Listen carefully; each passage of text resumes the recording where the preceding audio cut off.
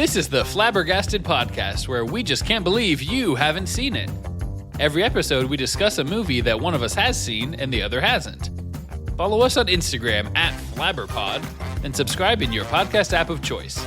I'm your host, Rogge. Let's get to it. Jessica, and we are here to talk about the 2025 Ryan Coogler film, Sinners, starring Michael B. Jordan. The movie that Rogge said best ever. Rachel and I went and saw this a week and a half ago, and while watching it, I turned to her 2/3 of the way through the movie, and I was like, this might be the best movie I've ever seen. Which is saying a lot, I think. I think it's really good. What's that? I think that's saying a lot for you to think that. I agree. I loved it. I love the experience of watching it. And we're going to find out today how you felt about watching it. Sinners is a period drama, supernatural horror, vampire horror, action drama, horror thriller. It came out on April 18th. The logline says, trying to leave their troubled lives behind, twin brothers return to their hometown to start again, only to discover that an even greater evil is waiting to welcome them back. Like I said, this was directed by Ryan Coogler, also written by Ryan Coogler, and it stars Miles Caton? I'm so sorry, Miles. Miles Caton and Michael B. Jordan. Jess, you had never seen Sinners before this Saturday. What was like keeping you sort of on the fence about going and seeing a movie that just came out this spring? I actually don't think I knew anything about it. I feel like I saw a preview for it, but like just once, very fleeting preview. And then a little teaser trailer. Yeah, and I didn't know anything about it, so it just was not on my radar of movies to be going to. Also, what would have kept me from seeing this movie without you being like, Jess, you should go see this movie, is none of these things about this movie are things that Jeremy appreciates. Save it for the pod. I'm sure we'll talk about that. Holy Toledo. Since we enjoy seeing movies together, I don't often see movies in the theater by myself because we like to do that together.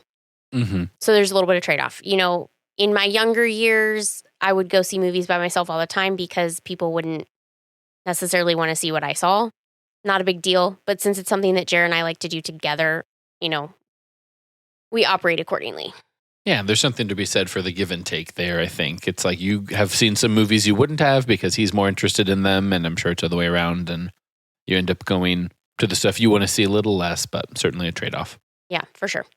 I saw Inside Out 2 in theaters, so I get it. And that's one I totally would have saw in theaters and did see in theaters.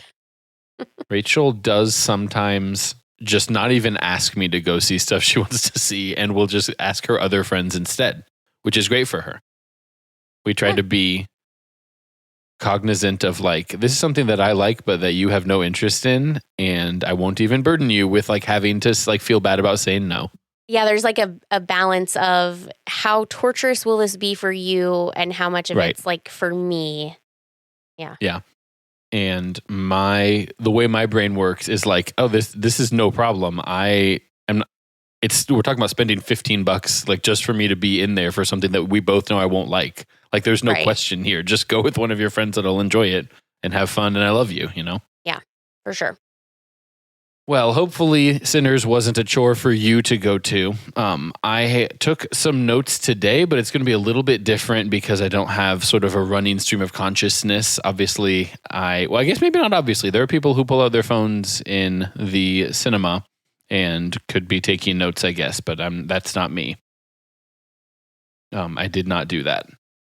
I feel like it's very important to point out that we saw this movie together, which if you haven't picked that up already, I don't know why. We also sat in the bottom and like the second row from the back, which is very different for me. Middle. Very different for me. I just wanted to let everybody know. I'm on record as being seat location agnostic.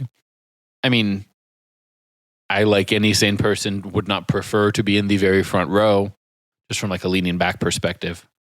We had not previously considered, we had to discuss the fact that it's not a big deal for me Because I'm not having to look up to the same extent that you. We just are at different angles as people. Yeah. Well, and I did specifically move over a seat because there was somebody in front. There was somebody in the center, and I would sit behind them if I wanted to sit in the center. But because there was somebody there, I moved over so that I would have an empty seat in front of me And let me sit behind them. Yeah, because I can just see over the seat, but then the little head's bobbing right there, and I can't see over the head.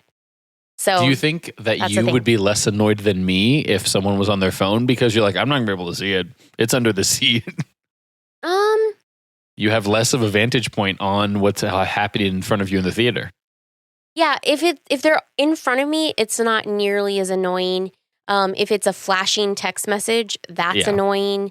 And if they're in the same row as me, that's annoying. So sorry about that. Sure. Because I did get a text message that I was like, are you slightly okay? urgent. Yeah, I had leaned over. I doubled over in my seat to hide the brightness, and I was texting whoever back. And Rogge's like, you thought maybe I was sick or something for a minute. Yeah. I think there was violence was just getting ready to happen or just started happening. Yes. I thought that you were not wanting to look at something violent on the screen. Oh. I also thought that maybe you were looking something up related to the movie, and I was like, come on. Which is both of those things I would totally do. But for violence, I'm more likely to just cover my eyes. Yeah. Listen, I cover my eyes, people. It happens. Just the violence part. Which it doesn't really bother me, but sort of bothers me. It's a very weird thing. There are times that I would only get squeamish at something like the John Wick, super cool kills. And it's and now I'm killing him by shoving a pencil through his eye. Yes. And it's ooh, that's visceral. But just a decapitation or them shooting vampire zombies with shotguns is whatever. Yeah, I think that's what it is. It's the breaking of the bones or the smashing of in the eye, that kind of thing. Yeah. Or I don't know. That's kind of what it is. And I feel like it's a weird thing for me because it's hard for me to explain the type of violence that doesn't make me cringe a little bit. I can't help it. And I think it's okay. Some people enjoy cringing a little bit. Not everyone that goes to slashers is just into it. That's they want it's the adrenaline. Yeah. Yeah, I agree. So I will say that I wrote down my genre ideas before looking at IMDb, and I think I did pretty well. My first genre says vampire/horror. Yes. That's pretty good. And then period piece, which I wasn't sure about because I know you think when you say period piece, you think Pride and Prejudice, right? We're thinking... I think that's what people traditionally think, but I think of anything not in this timeline. And that's the first thing on Sinners is period drama. It's set in a period. Yeah. And then I have which music, threw me. which I was not expecting that at all. I actually looked over and asked you if it was all set in, what was it, 1936? You were like, so this is all in 1936?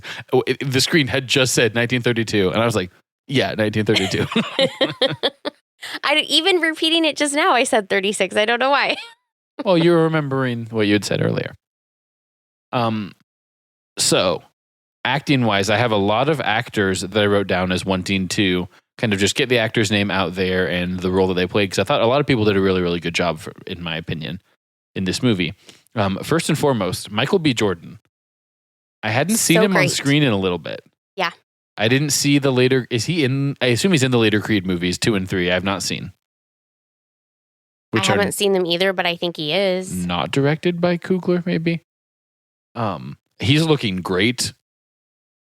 Both Smoke and Stack versions. Yes. Stack, he has the grills. Kind of. He has some gold going on in his mouth. I was looking at them, and I'm like, I couldn't tell. I'm like, they're twins, right? They're the same person. But I didn't know what I was getting into because, vampire movie. So how weird, how creepy, how science fiction-y are we going to get with this? Sure. You know what I mean? So I wasn't sure about that. But then when he said, he made the comment, are you twins? And he's like, no, we're cousins. And I was like, okay, perfect. Yeah. I think you even looked at me, you were like, they are, they were joking, right? They're twins. I was like, yeah, they're twins. Yes. Just for sure. Yeah. So Michael B. Jordan has worked with Ryan Coogler several times. That's the guy that Coogler directed. Black Panther. Black Panther. He directed Fruitvale Station. He directed Creed. So these two guys are really comfortable with one another. And I think he gets a lot out of him. I mean, he does the like fast talking, smooth kind of Stack version where he's sort of a playboy hustler type of guy. And then he does like the serious Smoke, you know, a little bit more of a fighter, right? Protector version. Yeah. And I think those are both really great Michael B. Jordan lanes. He clearly he wanted to like go out and prove something about himself as an actor, I think. Is like, no, I can do this. Like, you kind of hear twins and you're like, okay, like what kind of is it going to look good? Is it going to be corny? Like, are we talking Freaky Friday or not Freaky Friday? I always say Freaky Friday. We're talking Parent Trap but I think it's done really well. Yes. I like Michael B. Jordan.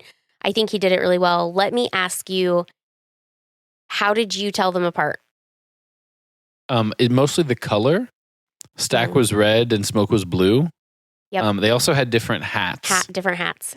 But it was because they're, you know, slowly losing pieces of their ensemble. I've got to imagine it's so hot, right? All the time in the Mississippi Delta. Yeah. And so they're kind of taking off their because they're in like full 3-piece suits. The whole and so time. as they're taking off their coats and they're not wearing hats constantly. Like the styling was really nice. Because the color was how I noticed too. And I just went Smoke and blue. And I remembered him from that. But their hats were different. Their ties were just a little different. Mm-hmm. So they were very, very twinning with the coordinating, but slightly different kind of look. Yeah. The very twin thing. Complementary. Yes. Sort of. Yeah. And these are twins that love each other. This is not a rival twins. It's not twins separated. It's the kind of twins that would like have their own language, like twins that are absolutely like Phineas and Ferb, like locked together, like ride or die for each other. I cannot relate to the Phineas and Ferb reference. I think they're probably not even twins. I think they're just brothers. Oh, okay. I don't know if I've ever watched Phineas and Ferb. But yeah, there is the opportunity to be rivals and hate for each other versus the camaraderie and like deep love that they show. Yeah, and they're not always like 100% in lockstep. Like they argue a little bit about, are we going to take the plantation currency or not? And, you know, where are we at money-wise and stuff. Like actual love right there because you can disagree and like they still had each other's backs. Yeah, and there was no question of, oh, you're saying this because you hate me. Like there's no... Oh, yeah. It was no like, okay, we motives. disagree, but like let's talk about, you know. Yeah. I'm sure we are both coming at this from the same place of wanting the same thing to work. Because like how often even two twins like that are clearly, you know, similar in a lot of ways and have each other's backs, but also have the exact same vision for the exact same juke joint. I think is pretty cool. It's a cool brothers thing. I mean, I have to imagine that they've been talking about, you know, if we had a ton of money, this is what we would do. And they've talked countless times over all of the little tiny details. Yeah. And we're just seeing it all come together. In the trenches in And France and And then the question is Michael B. Jordan, do you consider him the star of this movie or is it Preacher Boy? Oh. What do you think? Well, my instinct is to go with Michael B. Jordan because he's known, right? He's headline, like he's bringing the audience. He gets more screen time because there's two of him. Well, I mean, that's true too. Yeah. But I think he's bringing the audience. He's playing the more complicated part for sure. Is he the protagonist? I don't really think of it like that. I kind of think of it as an ensemble. Good. And I think that's perfectly fair. I don't think it has to be cut and dry. You could argue that maybe he is. You could maybe argue that it's Sammy, or you can argue that it's just more of an ensemble thing. And I think I like a movie where like we get to think about those sort of things. And it's not just like, okay, like we're walking through the steps of like, this is a Marvel movie and first this happens and then rising action, falling action. It's like a little more to chew on. So I think Hulu does a great job of that throughout. It's just the whole time it strikes me as very smart. It's smart. It's well researched. They're like all of the clothing they're wearing is clearly very period appropriate.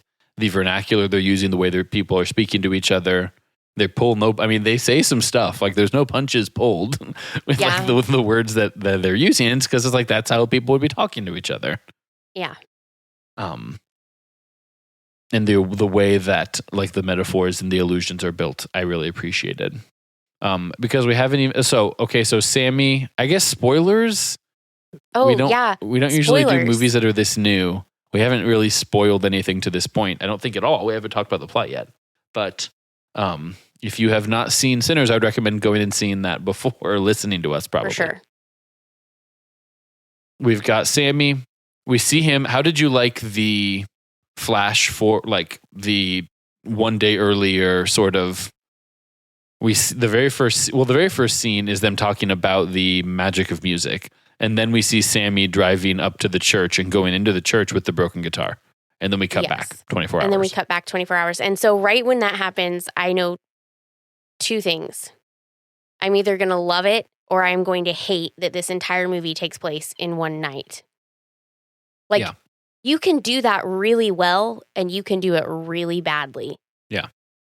And they did it really well. Yeah. Really well. When I'm seeing that, the first time I watched it, I was like, okay, why are they doing this flashback? So as far as I can tell, the point is to let us know he's going to survive something that's going to happen, and he's probably going to be about the only one. Because once you see him driving that car, and then the next scene is the twins leaning up against that same car, you're like, there's no world where they just were like, okay, we're going to go on and live our lives, and you can have this car. It just wasn't going to happen. So I'm kind of thinking, okay, why does the director want us to know that? Why did they edit it in this way? Yeah, that's very elevated thinking. Because I was just like, ugh. Oh, great. One of those. That's what I was thinking. Here we go. Rachel hates a flashback. Rachel does not like jumping back and forth between timelines. It can be done really well, but it can also just ruin it too. Like you just have to. It's high concept. Everybody has to buy it. Like they have to buy into it. They have to act it really well. They have to design the storyline around it really well. But I wasn't thinking. Obviously, I'm thinking something happened to this guy, and I'm like, is this the nightmare vampire section? Did we just skip that? And is he infected somehow? Because he's getting the like. I was wondering. Yeah, he's getting the twitches. Is he about to bite his dad, the reverend? Is something going to happen in the church? Like, is this? That's how he was infected, and the night's going to fall, and they're going to be in the church, and it's going to be like a church thing. Yeah, because you never know. You're coming in vampire movie. Is this like a vampire versus the church? The priest is the good guy type of thing. I mean, that's a direction vampire stories can take for sure. Is that it's very church based. Side note: the church has some windows, but the doors are closed, and I see this a lot in movies, like of the older Southern church. And I don't understand why the doors are closed. It's got to be so freaking hot. There were no fans in there. You know what I'm saying? Yeah, probably not electricity. Right, exactly. Do you think it's like a privacy thing? But the windows were open. It's not like they were quiet. You can hear the kids singing from outside. Yeah. So as he walks up. Just a curiosity thing. Yeah, I don't know why. Just to give us the dramatic, like, door opens and all the people dressed in white inside. Yeah. Let's just run through what were my favorite scenes. And if I skip over something that you loved, we can introduce new characters as they come along, I think, this way. Okay. We get the twins by the mill, and that's fine. My first favorite scene is when Smoke is in town buying stuff. I love everything about this whole run up here where he gets a girl off the street to sit in the truck and honk in case someone comes and tries to steal stuff because he knows they're going to, and then they do. Right. And you learn so much about him and the twins and what they mean to this town when he comes out, shoots a guy, and the guy's like, oh, dang. Oh, hey, Smoke. Like, he's not even mad at him. He feels bad. He's like, I didn't realize I was boosting from your truck. And then Smoke doesn't want to shoot the other guy, but he does, like, for his reputation. Yeah. And then he pays, he gives Bo the money to get him cleaned up. Right. How about he's negotiating, or he's teaching the girl how to negotiate a little bit? Mm-hmm, absolutely. Life skills right there. Yeah, she's a little scared. Here's this fancy dressed man, hopping out of the truck talking to me, but he plays her totally straight and gives her exactly what she needs. Giving her a little boost of confidence, mm-hmm. which also buys into, if he's likable, she's going to do what he wants. Yeah. Yeah, we're learning a that more, Smoke and like, Stack aren't just thugs. They can like talk their way in and out of things. Yeah. It's a very quick rapport building method. Mm-hmm. Yeah, it gets us to like him. I did love that scene. He goes into the store. He's talking to Bo. Lisa, go get your mom. And we follow her to the other store. And then we follow her mom back. Yeah. Which the only thing that you even said that to me, you're like, they just shot a guy in the street and everybody's going about their business. Yeah. Like, that's the only thing that scene gives us. Or we didn't really need to go to the other side of the road to the other store and then come back. But it was very, I don't know, it was fun to watch. It's so cool. We don't have to spend much time at all in town, right? But we still get a little bit invested in it. Like, we've seen this family, the Chows, that own like multiple shops, and we've seen the daughter, and we're getting a little bit endeared to the town, enough to give it a little bit of stakes where it's like, well, we don't want vampires just like totally destroying the whole thing, because like we saw that town, it was kind of cute, and it's multiracial, right? And that's why we don't want vampires to destroy it. Because it's multiracial. So I like that scene. I like then Stack. So then this is where Smoke and Stack are split up, and Stack takes Sammy, and they go to the train station and meet Delta Slim, played by Delroy Lindo, which is a name that I am familiar with, but I do not know what else I've seen him in.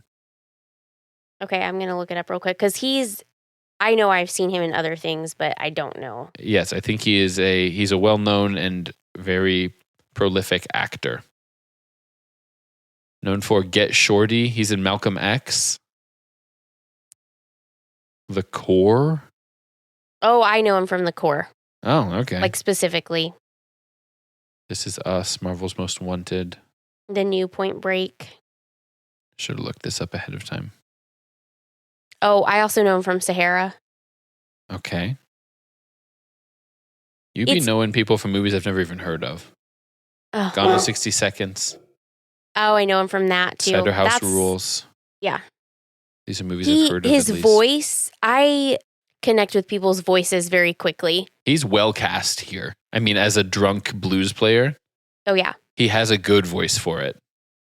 Well, and is believable playing piano. So in Gone in 60 Seconds, you've seen that or you've heard of it? I've heard of it. Wait. He's a detective. No, never mind. I'm thinking of Catch Me If You Can. Okay, Gone in 60 Seconds, they are stealing cars. Okay, should you not tell me about it in case we want to do it later for the podcast? Well, my whole point is like he's a good actor because he can do this drunk a blues player and he plays a detective in Gone in 60 Seconds. Like he has range. You believe him. Yeah. So he's really good. And they have the fun banter where they're like, yeah, he plays the blues. You want to see? And Miles strums the guitar once and he's like, if you weren't here with Stack, I would cut you for that right now. Like, this is my corner. He's just a dude playing harmonica. Yeah, but he's that well known for being Delta Slim. You can step into things in a very innocent way and have no clue what kind of rat's nest you just kicked up or whatever you want to call it. Like, you can get into trouble quick. And that's what happens pretty quickly with Haley Steinfeld walking up. Because, like, really, that's kind of where the plot of the movie takes off, which is like, okay, here's this white woman or white passing. She's like 1/8, I think. Black, she was like her grandpa or something. Maybe I guess that'd be a quarter. I don't know. They did that a lot. I think they did that a lot. They reference somebody's somebody. Yeah. And it always takes me a minute to like repeat that in my head and think it through to catch what they're actually saying. And I missed it several times. So I thought she said my mama's daddy. Yeah, it might have been. Maybe she's a quarter. But I'm not 100% sure. So, yeah. And that just goes to show how important status is kind of in that community. But, you're going to skip over the part where Pearline comes up and Preacher Boy starts like getting his game on. Yeah. I mean, immediately, no hesitation. It's a very sexy movie. There's a lot of people trying to woo each other, just like succeeding in wooing each other very quickly. Yeah, he was very. Oh, and before we get too crazy here, Miles Canton, his voice is like so deceivingly low. Yeah. For his appearance, like you don't expect it to be so low. He looks to be young. Because he looks very young. Yeah. Yes, his voice so low. And from what I understand, that's him 99% of the time playing that blues guitar. Like he's got a slide going at points and he's playing and singing with it. I found all the music, to be very impressive. Amazing. I did like the music. It was so good. Because a big point, and we sort of skipped over the very, very beginning of the movie where they talk about in African cultures, in some Native American cultures, in Irish cultures, and I don't know if there was a Chinese situation at one point, but around the world, it's a thing that people can have this gift with music that the music is so sick that it like magically blurs the line between life and death, and it can sort of a community or a people's past and present and future are all sort of right there at the same time. And obviously it's not to be taken like literally in that sense, like for us here in the real world. But, I think there's something to be said for the way that music has like long lasting influence and songs, that we still know that were written hundreds of years ago and, what's going to happen in the future. But Miles has that. So the point I'm trying to make is that a part of the plot of the movie hinges on we have to believe that this guy is a gifted blues player and is going to be when he finally like plays the big song for the juke, like it has to hit. Otherwise, we're going to be as audience members taken out. So that song has to be good enough. He has to play it soulfully enough that we believe that this is like calling the spirits of his ancestors and his descendants all to him, And the evil. Yes, and it's also drawing in the vampire who want that connection to the past because of their sort of forced immortality thing they have going on. Yeah. And do you think the music succeeds for you on that level? Yeah. Yeah. The music was amazing. And it was so in that big scene, like you start off and I'm captivated anyways because it's just good. And then they start adding more modern elements to it. And then, but you can also hear like, for lack of a better term, older elements too. Yeah. Like you're seeing this more, music. Yeah, more rustic or like basic, like shakers and stuff like that. Yeah, morph in and out of these different styles, but doing it in a way that is organic and not forced. Yeah, it just makes you feel like you're like, oh, okay, I see what they meant about a community coming together and that kind of stuff. And I particularly loved in that scene that it wasn't just Miles's community. It was Bo and I forgot her name. Grace. And there were other people too. Like there were other different types of music and cultures that were brought in, but it was like collectively all of those things. Yeah. So it's also like how you interpret the music for you, not just how the artist is interpreting it. Mm-hmm. Yeah. Music is so personal. It's so personal. And so that's why I put music as like kind of a genre. Like it's a movie that's about music and like the importance of it culturally. Of course, it's also about like killing the the head of the clan in your town and stuff like that, which is like obviously extremely important because we should punch Nazis. But like, yeah, let's not. There's people that downplay or just like, oh, it's just like music or like, why do you care or whatever. It's like if music hasn't touched your soul, like I'm sorry because it can. And I think they're like, you either get that or you don't get it about music. Yeah. It's not something you can really explain to people. The closest you can come is saying you have to have your own experience with it and just trust that it touches me and moves me in an emotional, deep way. Have you ever been at a concert for a band or a group you absolutely love and you're there with someone who like doesn't quite love it like just as much as you do? Oh my gosh, yes. And then I know that there's a part of concert going that is about, the drinking and the, using of other substances. And that's not any part of why I'm there. I'm there because I really love whoever it is. And so there's a little bit of self awareness of like, oh, like, that's my buddy's like laughing at me or whatever. But when you're there with 5,000 other people that really love this band, then it's like, okay, it doesn't matter. Like we are connected. We are like, for the next hour, like brothers and sisters because we have been, this shared experience of like, or been touched by this people's music. We went to, so I have two instances. We went to a Garth Brooks concert several years ago and Jeremy and I both have like strong, like 90s country background. Yeah. Like that's what our people listened to. And so we just, we know so much of it. Like I've forgotten how many songs I know. But anyways, it's Garth Brooks and he's playing like all of his greatest hits, of course, which are a lot, but the entire arena except the person sitting 2 seats away from me is singing the entire concert. Everybody is singing. That's the point.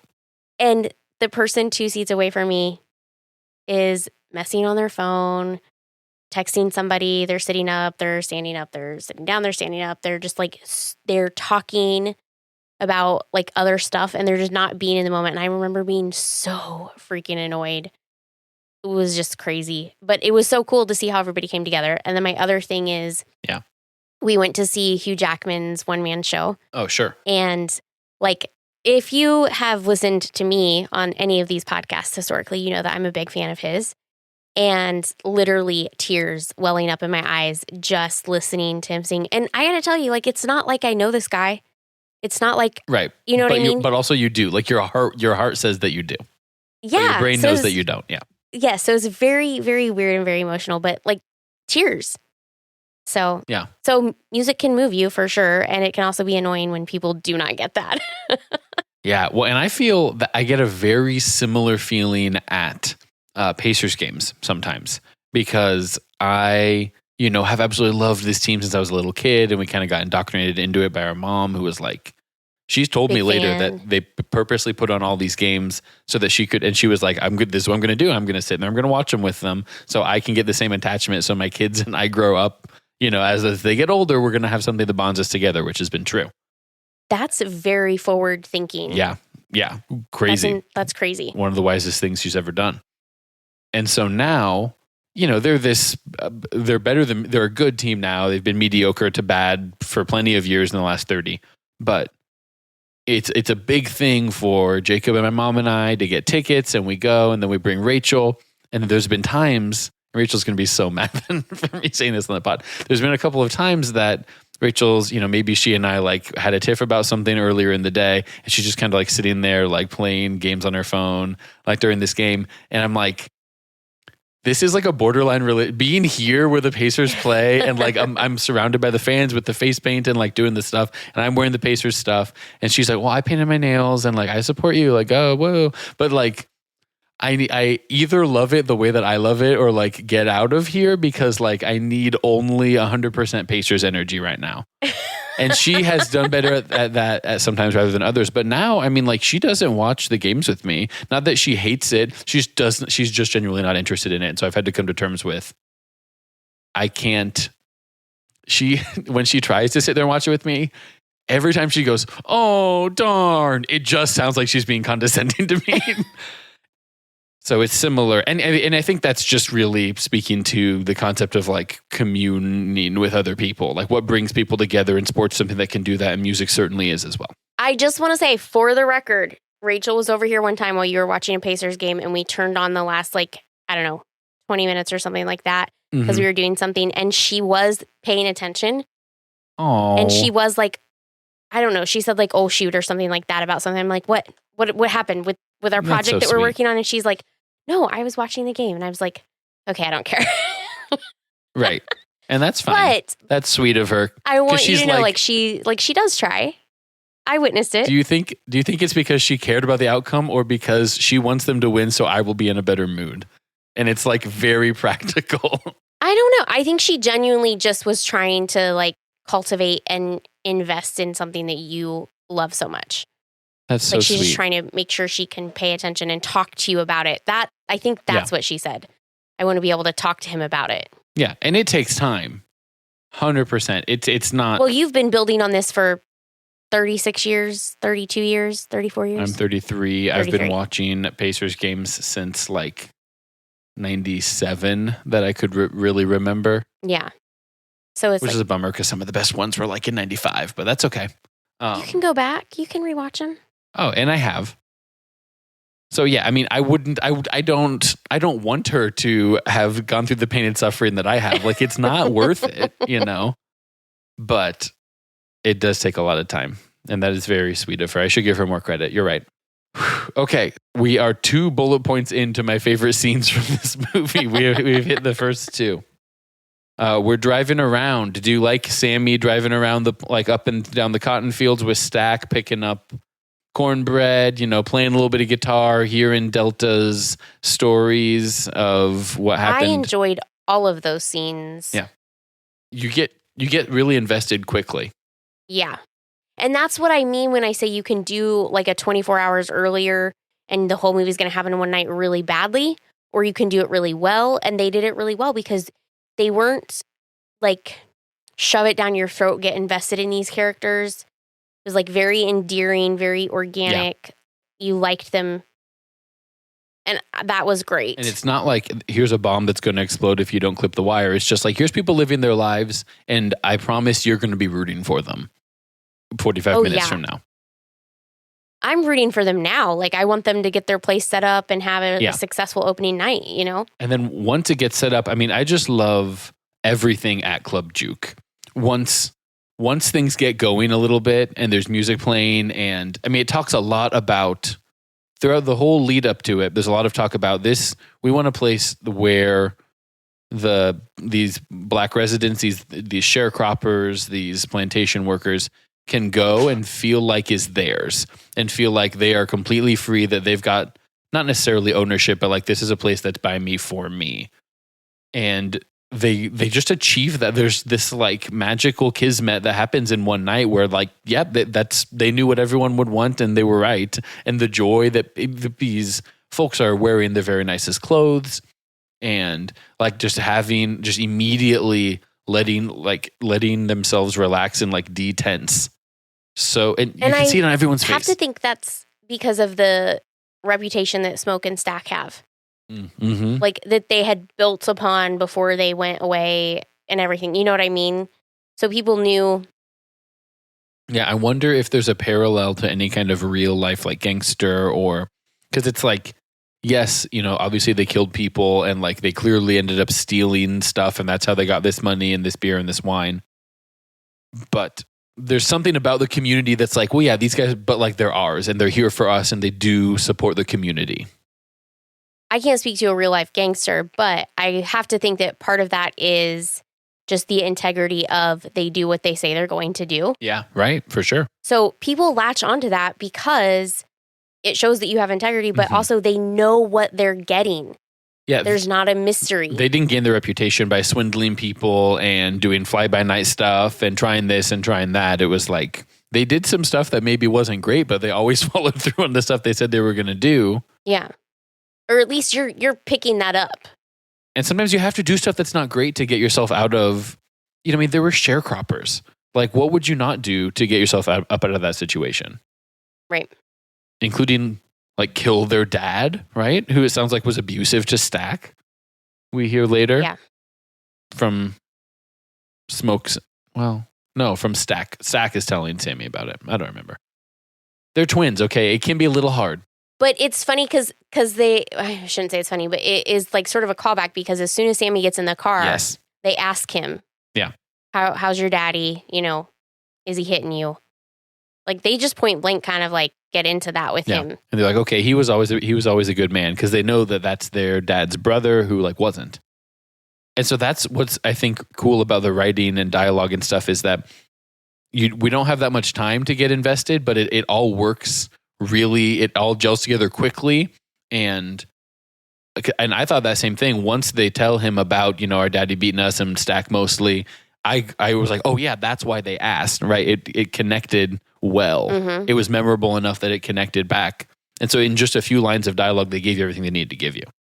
Yeah. And in the same thing with Smoke going to Annie's shack where she's selling stuff for plantation credits and stuff. And so, how quickly you're like, okay, they used to be together. They still love each other, but he had to leave because, the grief that they had when they lost their son as a newborn or an infant or something, right? I thought it was daughter. I think it's son. We can look up a synopsis if we wanted to, but I've seen them. Not to pull the I've seen the movie twice card. Oh. But I think it's their son. I think it's he. Okay, me Googling does Smoke have a son was not helpful. Did you Google, did Smoke and Annie have a son or daughter? Smoke has this is from Gemini, and I don't trust that. Hollywood Reporter, Annie and Smoke lost a baby daughter together 7 years earlier. A baby daughter? Bam! The child. This is the child a lot. Okay, yes, I'm aware that Smoke and Annie have sex. I think it's because at the end, Annie says, if you put out that cigarette, you can hold her. That's what I remember. That's why I remember it being a daughter. Are you just reading You're just reading the AI overview, and that's AI. No. Hollywood Reporter. Hollywood Reporter, baby daughter. Sinners star. Man. Okay, Jeremy, cut that out. Cut out the part about me saying not to pull the I've seen this movie twice card. That didn't happen. You learn everything. I mean, so quickly about her. Rachel picked up earlier than I did. Okay, she's like a voodoo mama witch doctor type of deal. She's got her little potions and she's got the mojo bag. And what's so cool is that in some movies, that's like, Smoke's rolling his eyes at her and is like, well, why didn't that help our baby? And, that's just all this like bullcrap or whatever. But like also it ends up just fully like actually she figures out they're vampires. She knows what to do. She rolls the bones and like the mojo bag legitimately really works. It prevents Stack from biting him and stuff. So I think that's just like cool. We're validating and justifying like these people's maybe kind of folk remedies and wives' tales and stuff like that. Like those things have value. That's what a community is people that hold those common like beliefs and stuff. Well, and there's a reason people are coming to her to buy it. Yeah. I mean, there are some, there's episodes of something like Scooby-Doo where it's like witch doctors are just scaring people and things like that. I just think that there's some worlds where the voodoo witch doctor turns out to be taking advantage of gullible people in the area. But Annie is very sincere about it. There's and a fakeness and an evilness that's associated with it. Mm-hmm.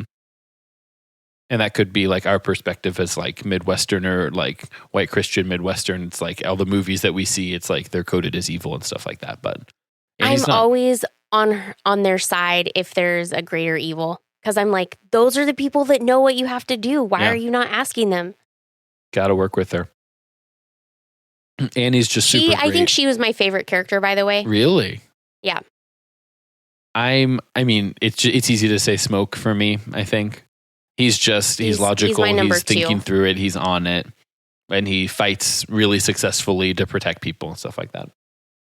I also really like Pale Pale Moon. The other song, so after Preacher Boy does his song and then gets busy in the supply closet, then you see which was hilarious. The like married woman. All we know about her is her name's Pearline. She can sing and she's married. Those are the three important facts about her. Okay, she's married. Good. So she has sex with Preacher Boy. Her name's Pearline. That's fine. And now she's singing. She does it. And that song Pale Pale Moon, I think, slaps.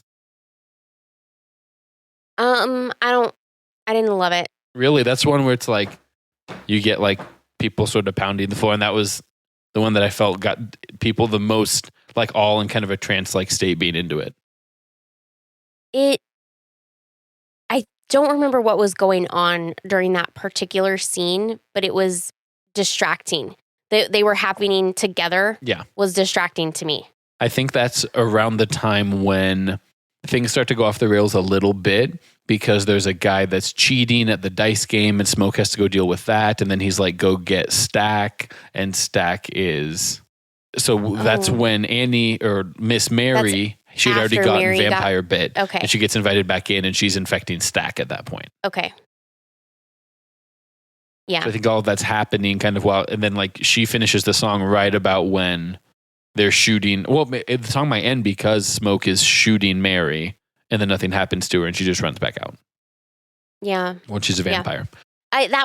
It was distracting, but doesn't necessarily mean it was bad. It was just distracting to me during that viewing. Because you're focused in on, okay, what's happening with my characters that I know. Yeah. And to be honest, the music was very, very blurry. So it was hard for me to pick apart any instrument or melody or like it was hard for me to pull those individual lines in my head.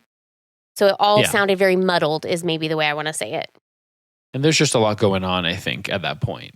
because you're trying to think about the plot and listen for dialogue, and also this music's in the background, and you're like, okay, this is almost sensory overload. That's probably a good way to say it. Because I was also trying to listen for the lyrics, because I can tell she's singing, but I'm not focused on her long enough to focus on the lyrics because the other stuff's happening in the background too. Yeah. I think sensory overload's a good way to explain it, which is crazy because I didn't feel that way during Preacher Boy's song, which was a lot going on. Where they're almost trying to overload you, and then they set the barn on fire, and you're like, well, I know that's just sort of a vision and it's not real, but, metaphorically it is. Maybe it's because it was all pointing to it's all working towards the same end goal, and her song was like two things sort of in conflict with each other. So it's hard to just absorb a separate them. thing happening. Yeah. So we haven't really talked vampires at all. Jack O'Connell plays a vampire named Remick, who is being chased by Choctaw maybe Indians, Native Americans. I mean, First Peoples. I only assume that because they talk specifically, they say Choctaw in the beginning. Yeah. And I think that some of the villager people around that, when he tries to get in and he's like, they're after me. And she's like, there aren't Choctaw for miles around here. Right. I think it might have been, it's mentioned, it's stuck in my mind for some reason. He gets in, he infects them. They're part of the KKK. So did you notice that he waits until he's invited in? Did you notice that right away? So I was out getting popcorn the first time I saw that movie, that scene. Okay. I didn't see that scene the first time. Okay. So I didn't notice the thing about waiting to be invited in until they come up singing Pick Poor Robin Clean, and they're trying to get into the juke. Okay, so let's just detour for a quick minute here. Great. Vampires. What do you know about vampire movies before you saw this, or vampires generically speaking? Okay, those are two different questions. I don't know if I've ever seen something I would categorize as a vampire movie. I can only name you things like Interview with a Vampire, Dracula from 1930, Twilight. Okay. It's not like a genre that I'm familiar with. And I think of, I don't know, this movie, the way that people are like, oh, well, it's a vampire movie. I'm like, what does that mean? It strikes me as more of a zombie movie. I mean, it's these people that clearly have almost like a disease. They get bit and infected. It's sort of like a clinical way. I think of vampires as like rich guys, and their thing is more drinking blood. And, there's always a very psychosexual thing about like vampires in stories. And so I'm coming at it from like a fantasy perspective, where I've seen vampires in fantasy novels that I've read and stuff.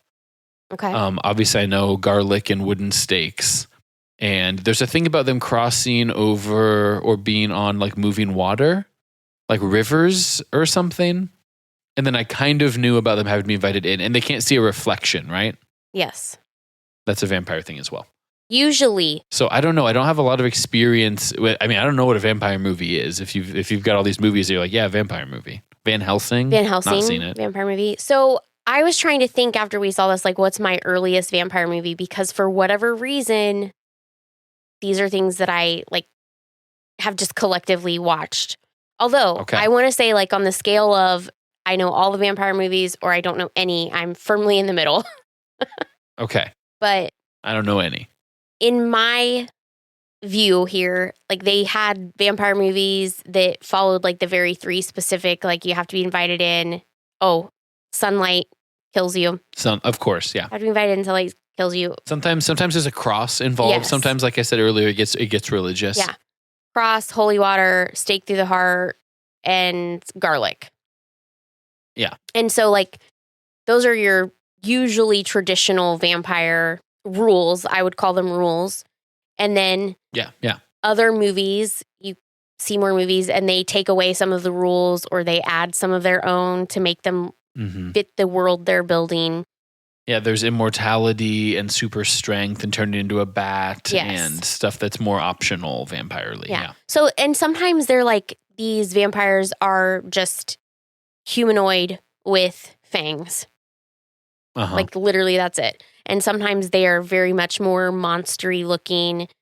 They even change, their skin color changes, their face changes, but there's almost always fangs, right? So, but as I'm looking at this, I was like, what's the first vampire movie that I saw? And I think that it would be Buffy the Vampire Slayer, the movie. like way back in the day. And then I was You're going to come in here and compare Sinners to Buffy the Vampire Slayer? no, not comparing, but I am talking about like What's your background with these vampire kinds of movies. Like, yeah. So that, and then I've seen, so if we're just going like really early, I saw that. I saw The Lost Boys. I saw Interview with the Vampire. Those are like the big ones. Obviously, the Blade movies. Oh, okay. I which haven't seen all those. sort of take on like their own little thing about vampires. So, like a zombie movie. Are these fast zombies, slow zombies, smart zombies, done zombies, a billion zombies, a few zombies? yeah, I think zombies just have a different, like their core set of rules. Mm-hmm. Just like vampires, just like werewolves, just like any of the creatures, if you will. Yeah, like your classic monsters, yeah. Or monsters, depending on who who you're talking to or about. Well, let me ask you this. In these other vampire movies you've seen, how often are the vampires infecting this many other people? Does the vampire-ness work the same way? So I don't remember there being this hive mind thing. Yeah. I do remember different vampires can put you in a trance and you're severely open to suggestion. That's a little more Dungeons and Dragons-y. Vampires are charming you, and then they are sucking part of the blood out of you and making you theirs. That's called like a thrall situation. Yes. But we're getting into real technical. I mean, I know how vampires work in D&D because you have to, like, you can only kill them by burning them, or you have to, like, remove the dirt from the grave that they were buried in, and that's part of it, is they will just reanimate back into their coffin as long as that coffin, I don't know. There's, like, very technical D&D things with it. I don't know. There's not, like, a respawning from their point of origin. Okay. But there's, like, a quick healing, maybe. Sure. In the ones that I've seen usually. But yeah, so that just the whole thing is kind of interesting, the vampires piece of it. And it was interesting to see, I think Sinners went back to like your very basic vampires, except again, I don't have any experience with this hive mind kind of concept that they were dealing with. And so I think, I mean, obviously I think lots of things, but it's when you say go back to the basic, it's kind of like, yeah, these guys bite you and you turn into a vampire and you live forever. And like, that's scary, And so now like whatever concept of afterlife you had is no longer on the table, and you have to deal with the concept of immortality, but also not going outside. Like vampires can be scary without having to like make it complicated. Oh yeah, Especially for this community of people who are, if not like actively super religious, obviously deeply spiritual in a lot of the cases, or having like some sort of, vision of the afterlife, whether that's Christian or otherwise. Mm-hmm. And I mean, my immediate thought is to be like, okay, what do these vampires mean? I mean, early on in my first watching of this, I'm like, vampires are either sort of like the vampire bat, like leeches thing with vampires, and it's the white people. So are they like, they're attracted like a moth to the flame to this like super sick, like prodigy genius, once in a generation type of musician? Is this a metaphor for, how much of American popular culture is based on like some really cool thing in the Black experience that then is like, oop, we want that. Like we want rock and roll, or like we're now taking pieces of rap music and like making that mainstream and culturally like the thing. It's like in Get Out when he's like, well, Black is cool now, right? Yeah. And so are these white people wanting to come and sort of suck on the blood and like, this is for them. Like this is something that Smoke and Stack made for their community, who is marginalized and disadvantaged in a bajillion ways. I mean, they talk about Jim Crow and stuff. And then it's like, can you not let them have their thing? Oh, shoot. Okay. I was going to say, I don't think it was about them taking the thing. I think it was Sammy that attracted them, and then they're like, oh, opportunity. But then we find out later that what's his face is the nephew of the Grand Dragon. Yeah. So as soon as he preyed on that guy, he knew that Smoke and Stack were opening their joint, and he knew that it was tonight. So to me, he's like, right, there's the opportunity for yumminess. It's kind of like, just being attracted to it's like a Dementor in Harry Potter, for lack of a better analogy. Like there's a lot of big feelings and emotions happening here. Yeah. And so if we can put this all together, and they try to do the thing, the like maybe Thanos was right thing, where he's like, hey, like we can all live together forever and we can make like real harmony and unity because we're all like, part of one thing, trying to make it sound appealing. Did you buy any of that? Were you ever like, well, the vampires have a point? Oh, never like they have a point, but there is something to be said for people who are lacking community to want community. Although I don't think any of these guys lacked community. Right. He's trying to convince you that you did lack community because you were marginalized, which is true, but that's not the same as not having a community. Right. And so then I think part of the point too is then it's one thing to appreciate a culture and even want to participate in it, but then to forcibly subjugate those people and to be like, no, I'm part of your culture and you're part of my culture now, and that's what's happening because you don't know it yet, but that's really for your own good. Right? I was reading a little bit of that kind of stuff into it. Which, catch me if I'm wrong here, but he was literally talking about this happening to him as an Irish man as well. Yeah, right. It's the hypocrisy, yeah. Which you would think that would make you understand. Mm-hmm. So this is that whole thing. Except when you're also a vampire. Okay, when you're... This is that whole thing where you're like, if your loved one died of cancer, like I'm going to get really dramatic here. If your loved one died of cancer and a cure was found, the next day, are you mad about it and you don't want anybody else to have it because your loved one couldn't have it? Or are you like, you understand what they're going through and you want the cure for everybody? Yeah. And I think in less morbid terms, two choices there. Right. Yeah, it should engender empathy as opposed to jealousy when other people have it easier than you, right? Yeah. All of the when I was your age, I just worked and I paid my way through college by washing dishes and bought a house. And sometimes people don't realize when you say that, you're invalidating. You're like, well, if you had to overcome hard things, why wouldn't you want to make those things easier for the next generation? Right. They've got their own hard things. Yeah. It's not like they're not experiencing hard things. It's just they're not experiencing your hard things. So Stat gets turned into a vampire, busts his way out. I like the early stages of vampire. I like that's them playing D&D, right? They're having to figure out the puzzle and come up with an understanding of what the rules are.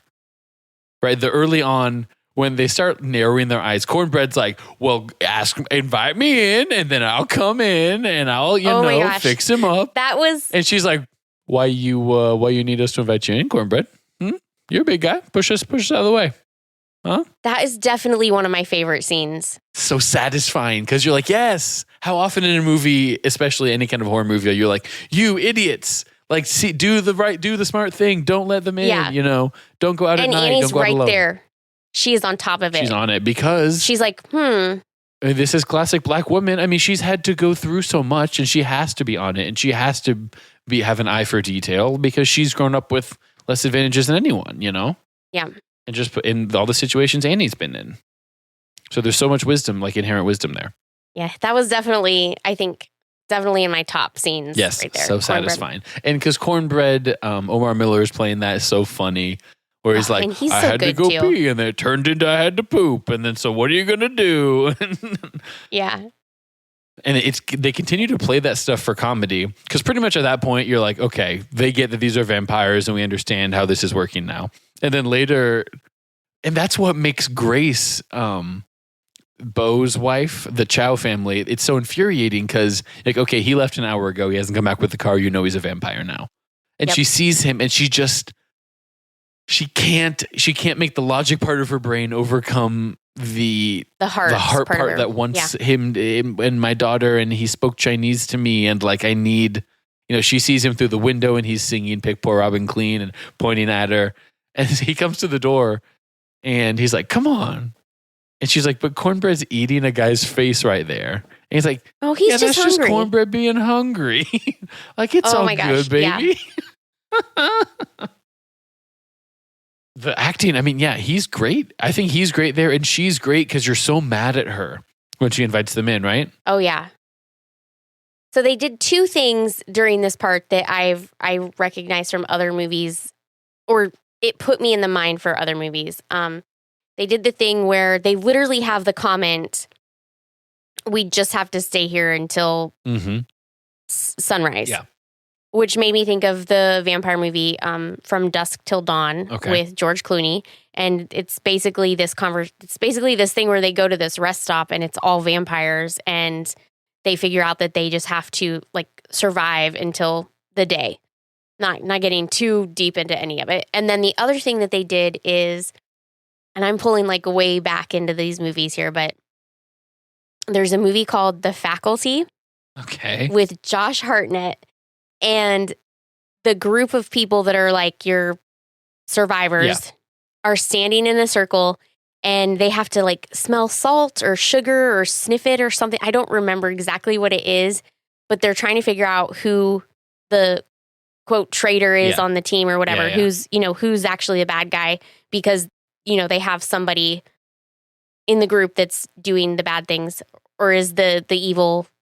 I feel like they're aliens, but I don't remember 100%. But I just remember that scene, and the person who it was like does a sleight of hand, so you don't ever figure out who it is until like later on in the movie. Yeah. And so that's what I thought was going to happen with the garlic. Right. You're watching for it. Yeah, because it just immediately made me think of that. And they do a couple of them. Perlene doesn't want to try it. She doesn't like garlic. And Delta Slim starts doubling over and looks like he's going to throw up. And Smoke is taking this so seriously. I mean, he's got his gun out. He's pointing because he went to soldier mode. Okay, these are vampires. That's the enemy. Like, all right, I'm going to protect like these people that I've got left here. Except for with Stack, he immediately bought in and was like in defensive mode, which I so appreciate. Because Annie was the first one to catch on, and she's like saying this, and she's like having to prove it to everybody. But Smoke, like, he got it right away. Right after Annie said it, of course. Because he trusts her, and then he's also got, I think there's some of the soldier, following orders, like you have to make quick decisions type of thing too, which bears out for him. So this is maybe something deeper than what you're expecting, but he trusts her, and even though he doesn't share her beliefs, he respects him. Yeah. And respects that she does so much. 100%. Because he loves her and knows that she believes that stuff sincerely. Yeah. And so who's he to be like, no, like you can't do that. Yeah. So they eat garlic, and then they throw the guy who got passed out on Italian wine. Yeah. Poor guy. Oops. He's like, no, don't smoke. I paid it off. I'm so sorry. Let me back in. And they were so slow to get to the door. Yeah. Oh, so sad. That sucked. Yeah, past that, we've got vampires fighting, and I think that's good. They're fighting vampires, they're shooting them with shotguns. What kind of ammo situation are we working with? These shotguns seem to have like a lot of shots in them. I was definitely wondering. And I don't think that's the point. Because also, like, Smoke had a lot of bullets. Mary didn't react at all to being shot 16 times by Smoke earlier on. And now the shotgun's really slowing some of these guys down. And at some point, they figure out that if you do it to the head vampire, then that hurts all of them. And so that's like more effective in some ways, I think. Yeah. It's part of the hive mind thing, right? If you go for the queen. I think so. But that was something that I definitely did not follow, because he gets burned at the end, and all of them get burned, but the burning doesn't actually kill them, but it kills him. It kills all of them except for Stack and Mary went and hid inside. And so that they got away earlier because Smoke had like made him promise and like let them stay inside. I would have to rewatch that again because I felt like they were on the edge of the lake. Yeah, so it cuts to a bunch of people's faces and they're not in that. Okay. Mm-hmm. Because everyone dies except those two and Sammy, who gets away. And when he hit him with the guitar, I'm going, oh, maybe it's silver. I was like, maybe that's part of it. But then I'm like, wait, werewolves. That's werewolves. So yeah, I don't think like action wise, I think it's fine. It's just kind of like some people doing what they can to try to slow down like a big vampire attack. But when you had your most visceral reaction, like I did, when Sammy he goes, go, keep running. And he jumps out of this my loft gosh, door in yes. the middle and just goes, wha-chonk, like falls 15 feet. And you're like, so you heavy. can tell he twisted his ankle hard or like broke something. And he's like limping out into the water and stuff. Oh, yeah. That one was the worst, I think. Yeah. Because it's like the vampires can fly, you know? like how much are we accomplishing here? Yeah. They can jump really gracefully far. He can at least. Yeah. Do you want to go back at all when they walk up playing they're playing a banjo, a guitar, oh my and gosh, she's playing like so a viola cringy. or something. Is it creepy? I mean, it's a pretty catchy song. Stack is like bopping along a little bit to it. And I leaned over to you and I said, creepy. Second breakfast. Because it's kind of the type of music that I like to play. It's so out of touch with what is happening. Yeah. They're like, we're musicians, right? Music is music. Which I respect and agree with to a certain extent, but also like that's for open mic night when everybody can play whatever they want, not for like we're having a party. Yeah, you weren't invited thing. That's the only music that you're having at the party. It's not just you're a vampire. It's like you're just coming in here expecting to make yourselves part of this, and this wasn't thrown for you. This is a private event. It's not a private event, but it is. It's an exclusive event. Which you said while we were watching this, you're like, I love how Cornbread's not actually there for security. He's just there to keep the white people out. Yeah. I mean, I guess if there was a fight, he would bounce it or whatever, but you don't see him do anything other than to one guy, he goes, you got my $2. And then, which, back then, I'm sure it was a lot. And then besides that, it's just him being suspicious of white people when they show up because it's Mary and then it's those three vampires. Yeah. I did. That was funny. Cornbread was definitely in the top group of actors for that. Such a good part. So after the vampires get destroyed, as far as we know, we have the trunk finally comes out. And that's where they've got like their really heavy duty sort of artillery from when they were back in the army, I guess. You just get to take your rifle with you? I'm less likely to believe they got it from the army and not from any of the mob activity up in Chicago. They had their helmets. It was like an army issued trunk, so maybe they just put the other stuff in there. Okay. I was a little annoyed at Smoke there. This is the one time where the logic part of my brain like overrode the just like I'm enjoying the vibes of this movie. I'm like, you keep Sammy around, you have a second guy up here, you just have him throw a couple of grenades or pull a couple of triggers. You don't need to die. You don't have to die here. But he was ready to die, right? He took off the mojo bag. At that point, I thought, one, that irritated me. But two, I was like, Annie's dead and Stack is dead. Yeah. So I understand he doesn't feel like he has anything to live for and he wants to take these guys out, but he's not really going to do it with his best effort. No, because he's just walking around shooting at guys like he doesn't have anything on. He's not hiding for cover behind anything. He's just out in the open letting like 15 old, incapable white men shoot at him with pistols and stuff. Now, I have to consider that he was up for over 24 hours. True. Yeah, he was awake for a long time. There has to be, and he was physically exerting himself with the dancing and with the fighting. So I have to think that maybe he's not making his best decisions either. Okay, I definitely buy that. But Sammy's not going to talk him out of anything at that point. Sammy is shell shocked. He says he has PTSD. When we get to old Sammy, he's like, I wake up twice a week. Once a week, seeing vampires. That's trauma for sure, what he saw that night. So he couldn't have been like, now Smoke, let's think about it. What's the best strategy here? There's no point. He didn't even know what Smoke was doing, I don't think. And in what world can Sammy tell Smoke anything?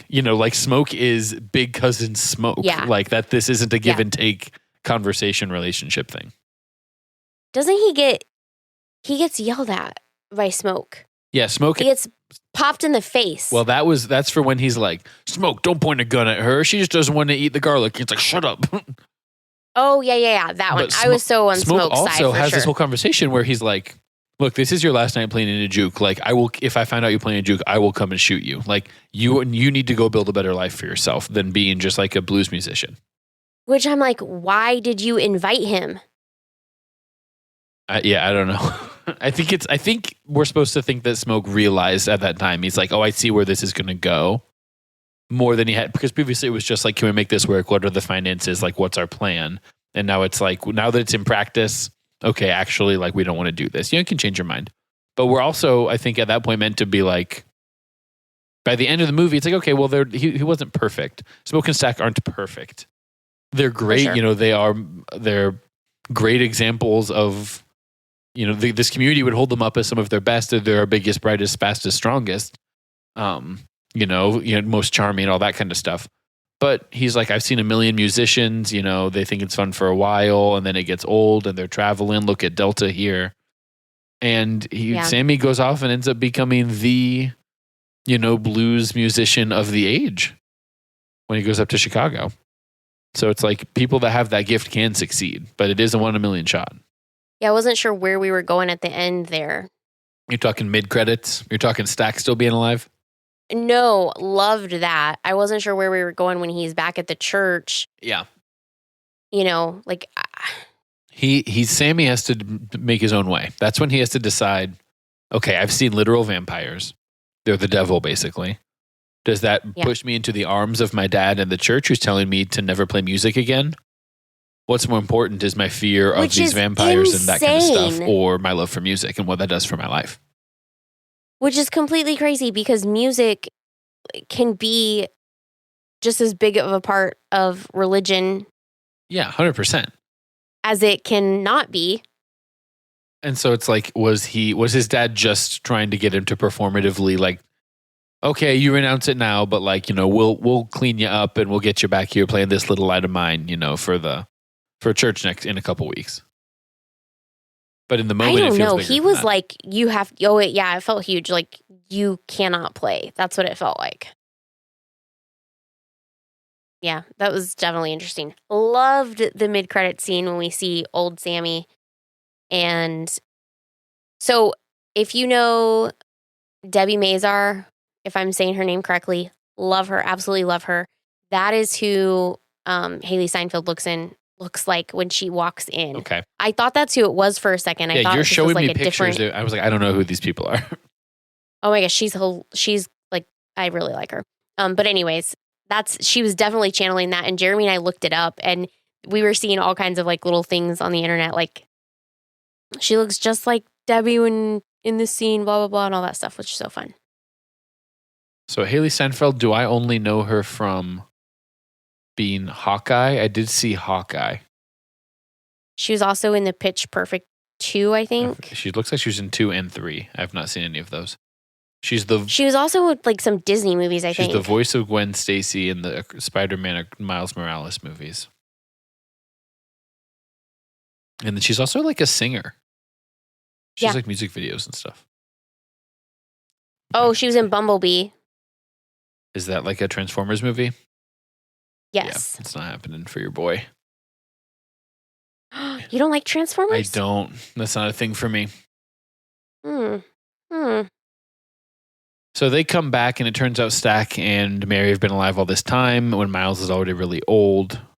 Not Miles, that's the actor's name. When Sammy's already really old. And I don't know, he's like, they talk about how this was the best day of my life until it became a vampire nightmare.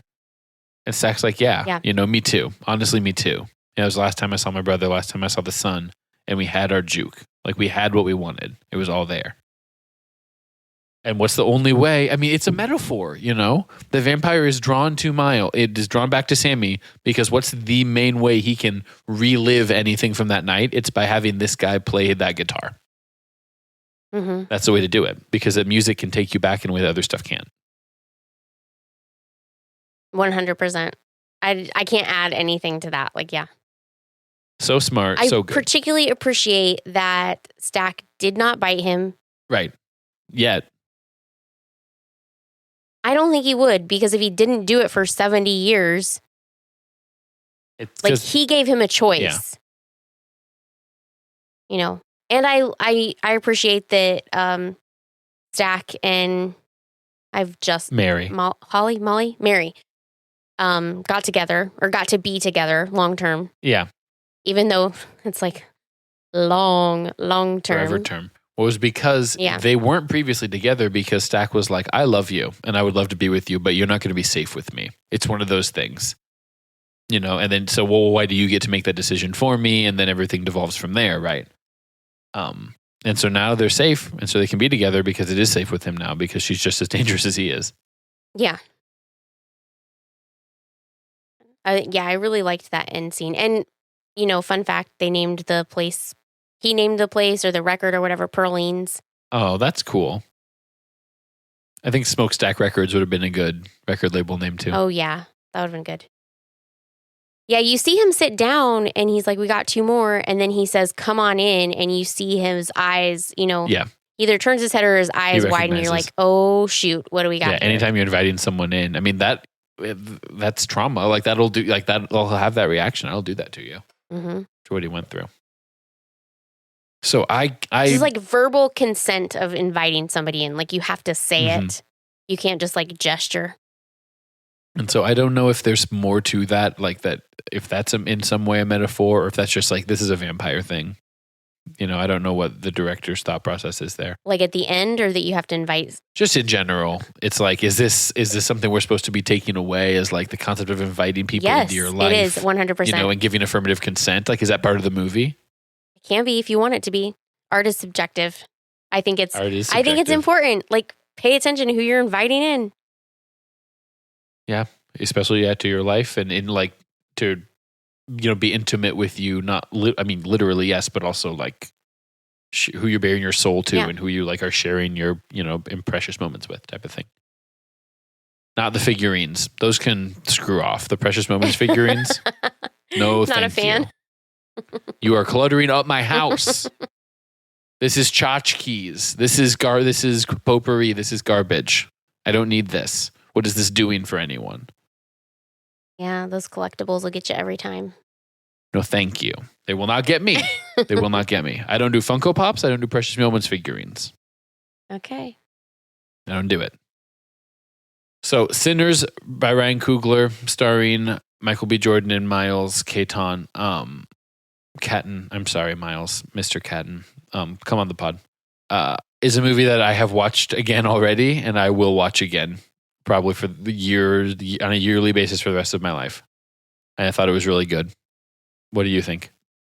I think it was good. I will definitely watch it again. I don't know that I'll watch it as often because it hit like 4. Oh, we didn't even talk about that. It hits like 4 of the things that Jeremy's not a big fan of, which is vampires, period pieces. Period pieces. Really, vampires and period pieces. He just doesn't like that. I'm sure Jeremy will listen to this. Let's not be reductive. This isn't like, oh, well, that's just a vampire movie. Like, my guy, you weren't watching the first half then. Like, it's not, like, it's a movie about, like, the Black experience and, like a community having a music that's theirs that matters to them. You know what I mean? Yeah, but it takes away from his experience, and he's like, you could tell me that story in a way that's doesn't include vampires. Yeah, but the director wanted to include vampires. So it included vampires too. And they're a metaphor probably. And it's also fun that there's vampires. So, and I have not been overexposed to vampires. Okay. There is an audience for that. There are people who are going to be like, yes, this is vampires and it's about racism. Score. Like I said, I don't know if I've ever seen a vampire movie. I don't know. It's like, oh, another one of these vampire movies. I'm like, another what? Like, what other vampire movies that we out here watching? Oh, yeah. There was definitely a period of time for us. Sorry, I'm not old. That they were like, they were a lot in a concentrated time frame. Okay, so they've been soured. Probably so. And then just the period piece kind of thing is something that he just doesn't. And it's not even like every period piece. It's not any one in particular. It's just not really his vibe. If it's set after 2015, get it out of Jeremy's face. Mm-hmm. Or set before 2015. Probably before the 90s, I would say. Okay. Except for that thing you do. A period piece. He likes that. A period piece about music and... A period piece about music and how it brings people together. I don't know. This movie is basically that thing you do with vampires. And better music, so I don't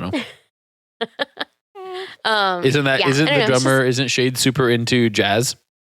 Oh, yeah. Which is basically blues. I don't know. Maybe it's not. It's probably not basically blues. Don't come after me. They're definitely connected. Yeah. They're definitely related. Related in that they both were developed in the Deep South by largely African American populations and were later. You're getting into what's the music word, history, gentrified? which I enjoy, but I cannot confirm nor deny, and I know that would step on some people's toes. So, Well, folks, Sinners has been doing relative to, I mean, it's not a Marvel movie, but relative to its budget and expectations for new IP that's not based on anything, it's been doing well at the box office. So hopefully you've been going to see it and taking your friends and you have thoughts. We'd love to hear them. You can contact us on the pods. At flabberpod on social media, like probably on Facebook. I don't know. Definitely on Instagram and Blue Sky and Threads and Peach. We would love to hear from you. Leave us a comment, give us a like and subscribe, and leave us a 5-star review. And we would love to hear from you directly, as well as at our hotline. 779-23-MOVIE, 779-236-6843. Let us know what you thought of Sinners. Let us know how hot you think Michael B. Jordan is. And let us know, I'm not going to say that. Let us know if I'm too young for vampire movies. I forgot to say that Annie was in Marvel too. She was in Loki and one of the movies as Agent B-15. And she was great in there. And I kept thinking I recognized her the whole time until I figured that out. But she was great too. Loved her. Gotcha. The actress that plays Annie. I was like, Annie Ray? Like, who are we talking about? No. I would butcher her name if I even tried to say it, so I'm not going to. But look her up. She's phenomenal. She's phenomenal. I thought the movie was phenomenal. I hope it wins Best Picture. Probably won't. Up for Best Picture? Well, I mean, the nominees don't come out when do they do the nominations? Until, like next January or something. Oh, okay. But it's the best movie I've seen so far this year. I think it's the best movie that's come out this year. And if it gets nominated, I will watch it again for sure. Nice. Let's become an Oscars pod. A night and we can watch it again. Yeah. We can have blood sausages. That's got to be gluten-free. Is there gluten in blood? You know what? Do you know what I didn't comment on? Shoot. I loved when Stack is having sort of Smoke is having sort of the weird flashback scenes of them setting up the juke. Yeah. Like he's seen all of them doing the cooking and all of this stuff. So it's stuff that we missed in the day. Yeah. As we were going through it, but we're catching it back through his memories. And that was definitely my favorite piece right there. Because he's thinking back on what a great day. You know, we did it. Yes. Like the community came together and we did this. And that was beautiful. I absolutely loved that. I can't believe I forgot to say it until now, actually. I loved it too. I love when a plan comes together. Mm-hmm. Jess, thanks for going and seeing Sinners with me. I know it's tough to get out to the theater in the year of our Lord 2025. But as long as Warsaw has a theater, I'll keep going and watching movies at it probably. Bye, everyone. Bye.